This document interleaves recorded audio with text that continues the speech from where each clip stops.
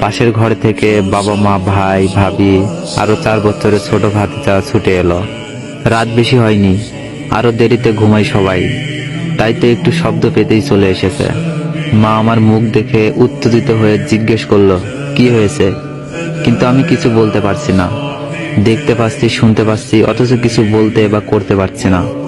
পুরো দেহ অবশ হয়ে গেছে।